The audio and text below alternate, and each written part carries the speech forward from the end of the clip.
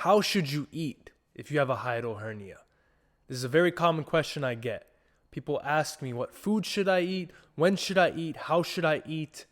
And so in this video, we'll just cover some of these topics so you can make better decisions when it comes to food and your nutrition if you are suffering with a hiatal hernia. Now, everyone is individualized, right? Everyone is different. Everyone's body is different. If you have a hiatal hernia, everyone's condition is different. Everyone's anatomy and physiology is different. So I am going to give you advice that in some aspects is not specific, is more experiential. So you can truly find what works for you and what doesn't work for you. Other tips will be more specific, be more pinpointed, and generally be good advice for just about everybody dealing with a hiatal hernia. The first question is, what foods should I avoid eating if I have a hiatal hernia? Basically anything that gives you that GERD, that heartburn, that maybe even choking sensation. And that is different for everybody, right?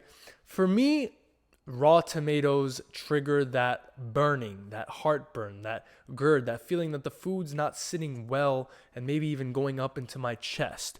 Raw tomatoes for me, a no-go. I used to really like apple cider vinegar. Now, apple cider vinegar really causes that heartburn and causes that distress, right? If I drink, even if it's diluted with water, which it really should be, you don't want to drink apple cider vinegar straight. It causes me this problem and like more mucus buildup as well. Other people, maybe you don't do well with other acidic foods. It's up to you to determine. So really become conscious of how you feel whenever you eat, right? That is the key. Be your own scientist. Be your own nutritionist in essence. When you eat, notice how you feel.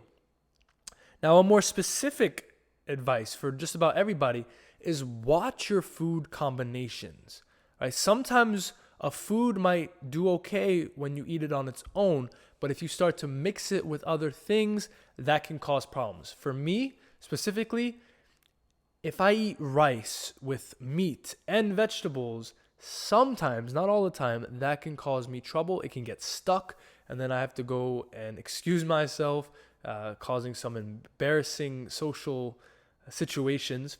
This happens less often than it used to, but occasionally it still does. Which leads me to my next point. Mindful eating. Literally everybody, especially if you have a hiatal hernia, but even if you don't, mindful eating. Eating with intention. Eating slow. Chewing your food. Some people say chew your food 25, 40 times, whatever. Forget specific numbers, right? Chew your food until your food goes down easily. Also watch, right? Especially if we're eating with our families, if we're eating in social situations, talking as we eat. It's a great thing, right? Eating with people really enriches your social experience of life, but be mindful, right? Don't be chewing and talking and swallowing air and food at the same time. Things are going to cause problems.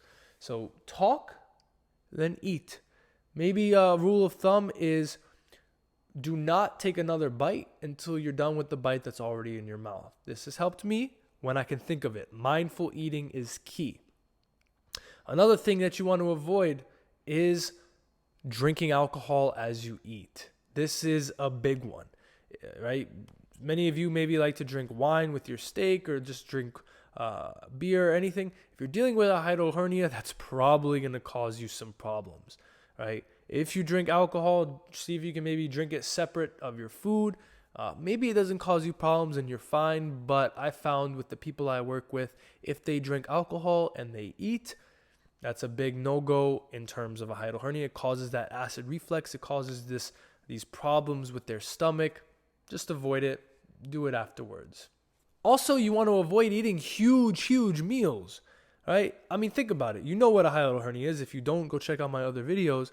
But it's a pushing up of the stomach into the chest. If you fill your stomach to capacity and just keep on eating, the food's inevitably going to go up into your chest. It's going to cause these problems. So avoid having huge meals. So just be mindful with how much you eat. Also, when you eat, avoid eating meals. This is a big one. Avoid eating meals too close to bedtime.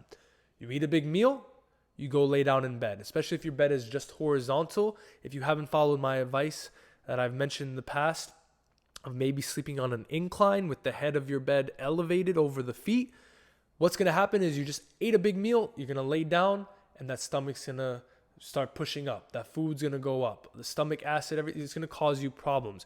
Many sufferers of hiatal hernia report that their biggest problem, their biggest symptoms occur when they're laying in bed going to sleep. So avoid having a huge meal and avoid eating too close to bedtime.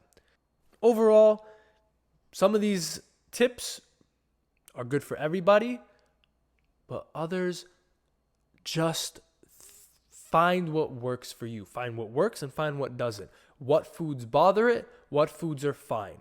What makes it feel better? What makes it feel worse? Some things to consider. Maybe you include more of these in your diet. Maybe some ginger, some turmeric, some digestive herbs, lobelia extract. I've made a video on this in the past. This can help calm down your thoracic musculature, your diaphragm, your intercostals, can help bring you a sense of peace, maybe bring some more tonus to your vagus nerve. Many things we talked about. So just some things to consider. Maybe you add some supplements. Maybe you take some herbs. This is a personal journey. I can only help you so much through these videos. I try my best, but it's really up to you. And my main message is become curious about your own health, your own life. You go to the doctor with a hiatal hernia, they're going to give you drugs to cut down the stomach acid and maybe suggest surgery. So it's up to you to manage this condition that really affects so many people in so many ways. I can't tell you how many comments and people really suffering with this to the point where some people report they don't even want to live anymore. Take your health, take your power in your own hands. Implement some of the suggestions in this video and leave a comment down below. Let me know what works for you. Let me know your individual case. I will do my best to get back and reply to these comments. So if you have questions, leave it in the comment. If you have suggestions in what works for you, leave it in the comment. Let's create a community, a hiatal hernia community. Let us help each other. What works for you, what doesn't, let me know. Let everyone else know. I hope this helps.